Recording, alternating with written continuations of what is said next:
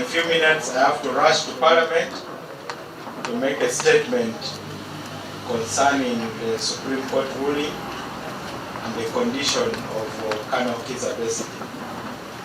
So the whole morning I've been having discussions with the concerned officers. I beg your forgiveness. Nevertheless, today is a very important day because in Kawempe we are going to show the difference between brain soldiers and foot soldiers. Brain soldier!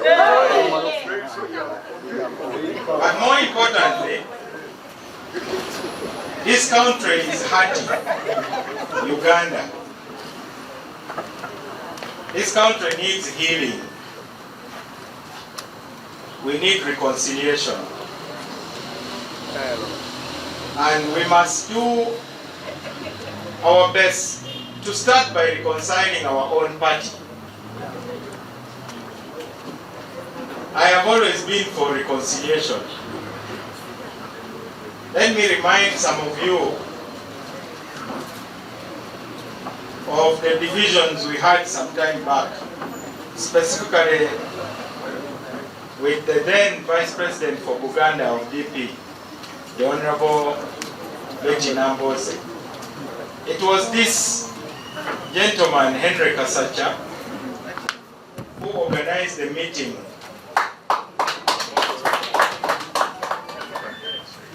we were in Pade, Honorable Nnrm, in order to reconcile. We may not have succeeded 100%, but we will not accept that we failed. So the candidate that is going to carry the party flag in Kawempe has some attributes that I need to let you know, just for emphasis. Number one, he can debate with the best of the best. Of course, it depends on what people really want. If you want comedy, you can always elect a comedian. But I think we have enough comedians already in Parliament. It won't add value to send another one. Let us send somebody who is grounded in our philosophy as DP, but also who understands the politics of Uganda, who has the intellectual ability to represent our party. It doesn't help if you're elected as a DP MP and then you don't represent DP.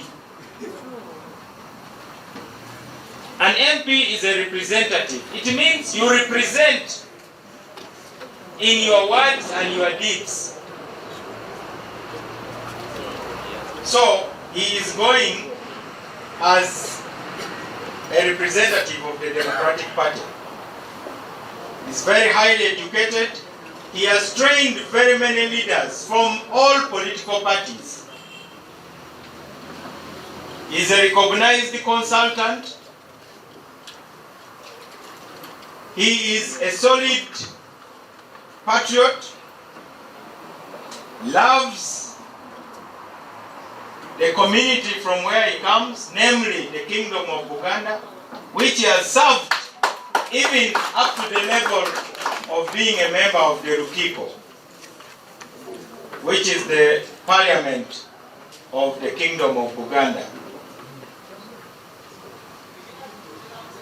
Being a son of my mother who is called Namiro, he is now my uncle. I hope we will not be accused of sectarianism, that Mutabani wa Namiro alese kojawo we mamba. Mamba tefatama. So, this is, I assure you, coincidental. Lastly, he lives in Kawempe. That's where his home is. He has a family, because that's the first sign of responsibility. He's married, he has children, he's God-fearing. More importantly, he's a very serious man, as you can see.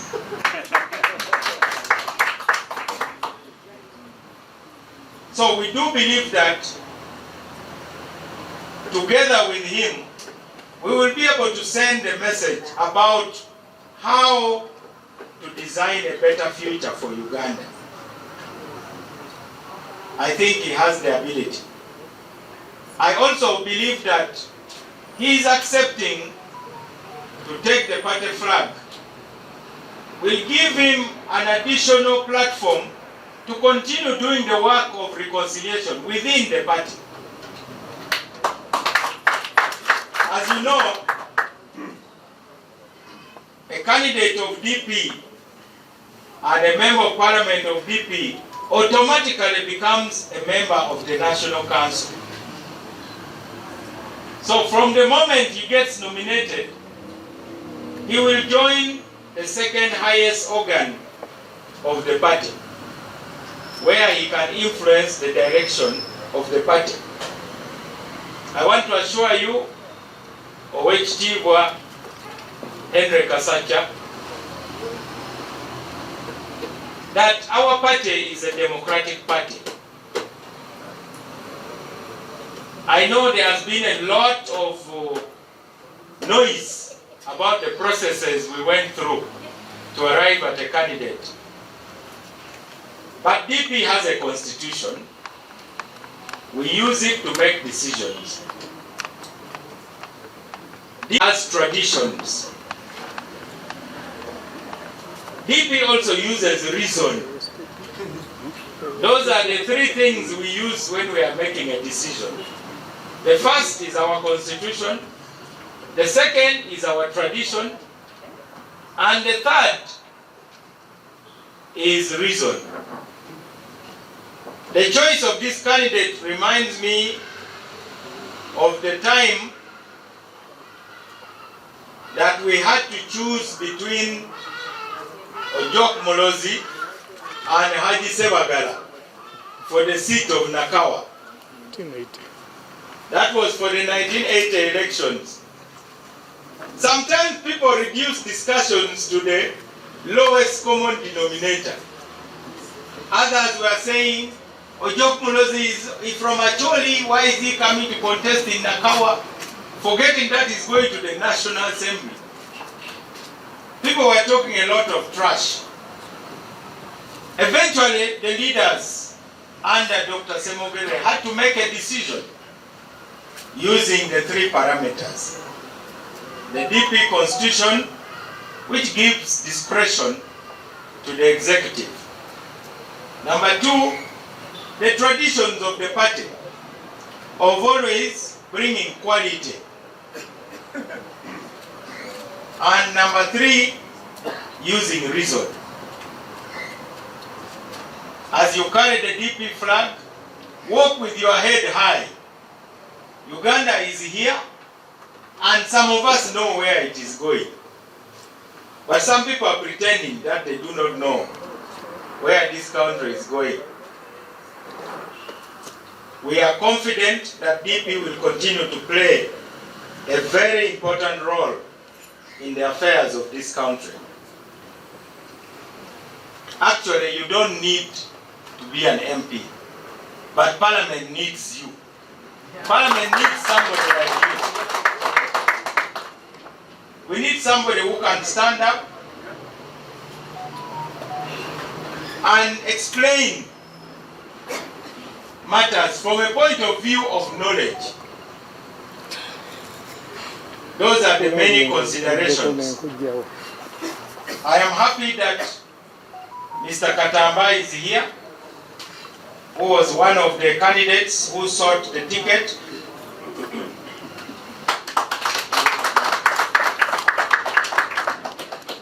You remind me of myself when I was a young man.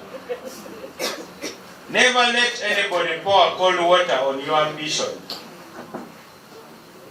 And I think you have a bright future in DP.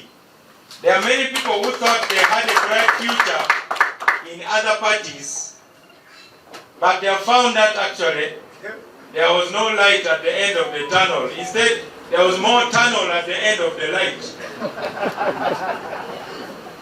So the tunnel has become longer and longer. So Mr. Katamba, we expect you to join this campaign trail. I have been in conversation with the other candidate, JP Mainja, with whom we worked very closely when we were campaigning for Sebana Kizito in 2006. We know him very well. And your presidential campaign. Secondly, in my 2011 presidential campaign, we also worked very, very closely with him. He is also part of Kennedy Mutenyo's committee. In the last elections, he was part of the EMC, the Election Management Committee of the Democratic Party. We do expect him to join the campaign trail because in DP there are very many opportunities. And I believe that our campaign will be a strong campaign and we will win. Henry Kasaja is the only one who can tackle the people we are going to meet in the field. One party, our friends of the Nnrm, they have brought the candidate who was their candidate for Kampala City. Some people think that since we have a cooperation agreement, now we can't compete with Nnrm. We are a separate party. We are not in a coalition. We are not even in an alliance. We are in a cooperation, the way you have the Interreligious Council of Uganda, where you have Muslims, Catholics, Balokole, Protestants, Seventh-day Adventists. They are cooperating for a common purpose. That is the relationship we have with the National Resistance Movement.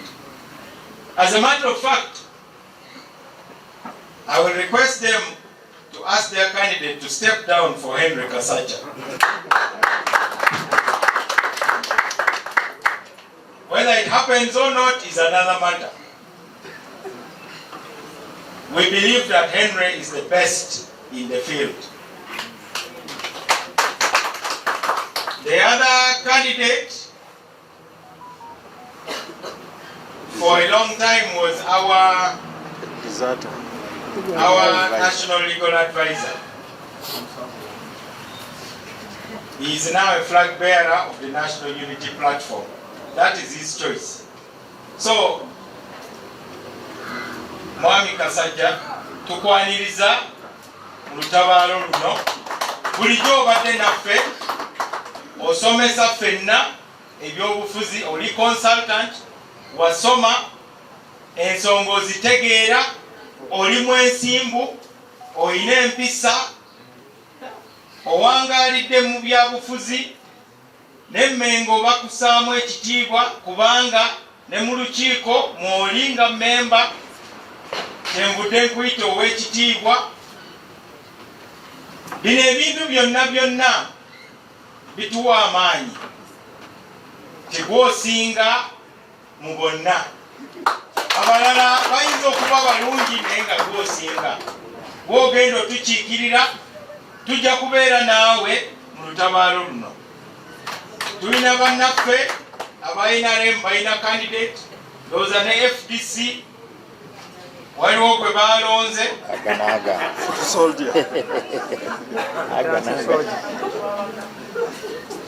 Owa NUP yali wano mu kibiina kyaffe nga yakulembera department y'amateeka nga National Legal Advisor, kati ali mu kibiina kya National Unity Platform. Ffenna twamusaamu nnyo ekitiibwa, twamulonda okulembera department y'amateeka naye owaye nga bwe mumanyi nga yayo bakayita okulya obwami ekeesoga ensigo.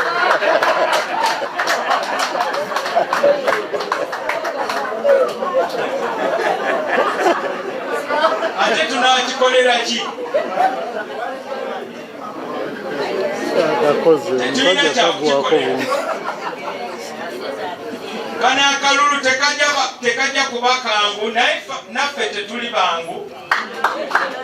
Ekibiina kyaffe omwaka guno tuwezezza emyaka 7. Eyo gy'olaga ssebo Kasajja, ojja kusangayo bannakatemba, ojja kusangayo simanyi ba foot soldier, ojja kusangayo ne ba food soldier. Ba food soldier naye ojja kubasanga. Naye tambulongo omutwe gwo guli waggulu kubanga oli ku mulamwa.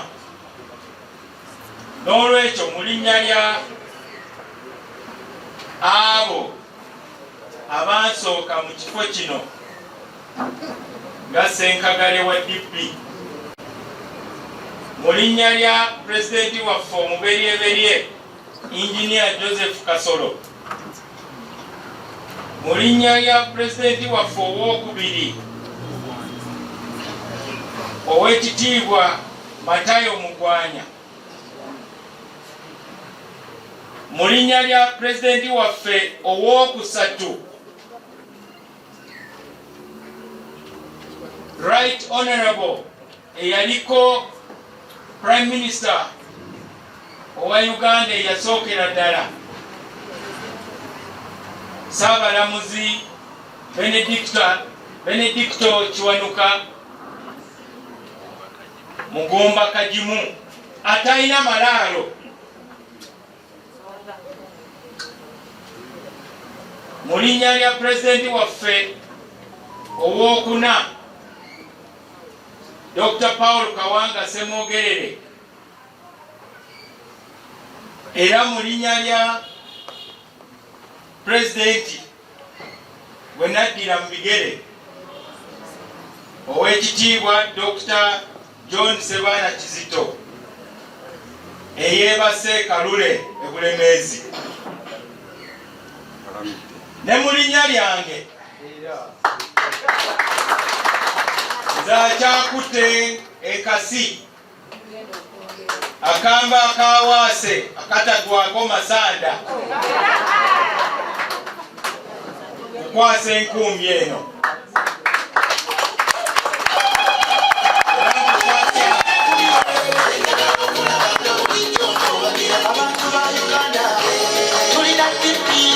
Kukwasa n'ebbendera eno.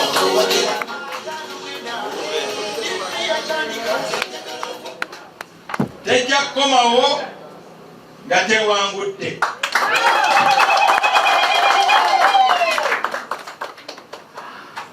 Ffe tetulina kutya kwonna kubanga ffenna tugenda kubeera mu kalulu kano. W'obyogedde agambye taddamu kutunda nseenene. Ssebo omukulembeze waffe ow'e Kampala Bashir Khamis, tukusaba nga wiiki eno tennaba kuggwako tufune campaign office ey'olutabaalo luno. Omukulembeze wa district y'e Kawempe, kubanga buli division kati district mu DP Mungi Steven. Honorable Stephen Mungi yagenda okulembera campaign eno.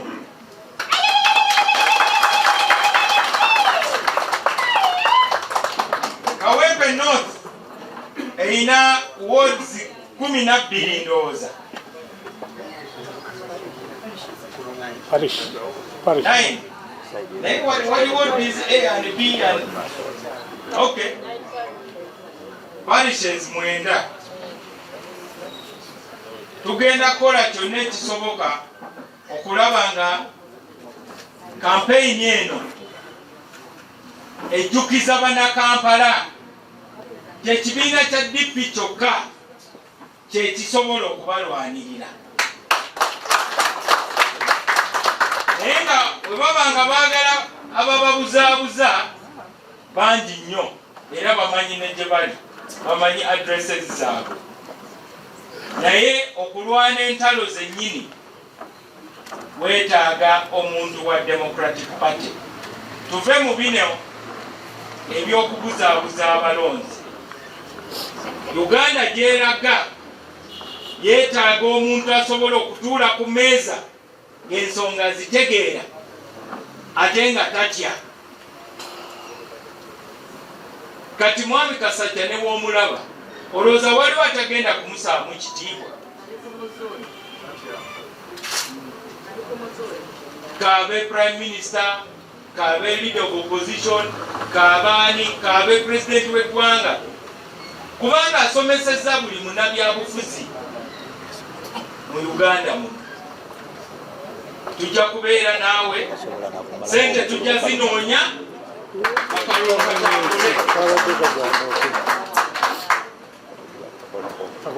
abavubuka tubalina abagenda okutambula naawe. Tiimu za doa to doa. Eno kampeyini egenda kubeera professional era yegenda okuzuukusa DP mu Kampala. Kubanga DP waliwo Kampala waliwo abamweyazise, naye mubagambe nti ba landlord bakomyewo. Ba landlord bakomyewo kubanga bannakampala bategeera DP kyekibiina ky'omuntu owa bulijjo. Bannakampala bategeera DP. Ate tewabaawo omuntu yenna alowooza nti oli candidate oba wa muntu, oli candidate wa DP. Era ebendera eno ngikukwasiza kubanga nkikoze mu linnya ly'abo abaatusooka. Siri nannyini kibiina, nze ndi musika waabo abaatandika ekibiina kino. Mu Lwalabu nze Khalifa. Khalifa abeera musika. Kye nasikira si kyange kubanga waliwo bano bakatamba abalindiridde okukisikira. Kati wembeera omugayaavu ekintu ne bakitwala, bali we ndiba mbasisikanye, bwe banambuuza ebibuuzo n'abagamba ki? Tewabaawo kutya kwonna kwonna. Ekibiina kyaffe weekiri. Congratulations.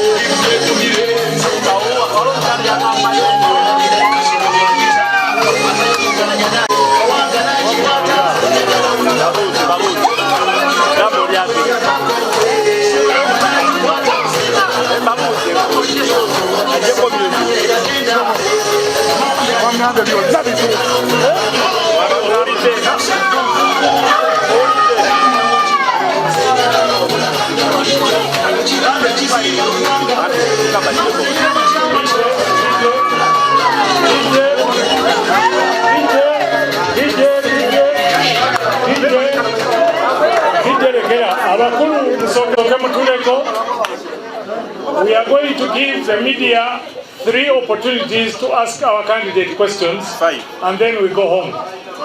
Who is the first? Yeah? He said it all. Nabagambye mujja kukiriza. Any questions? nakyo mukiwandiike nti tewabadde ebibuuzo kubanga yamatizza.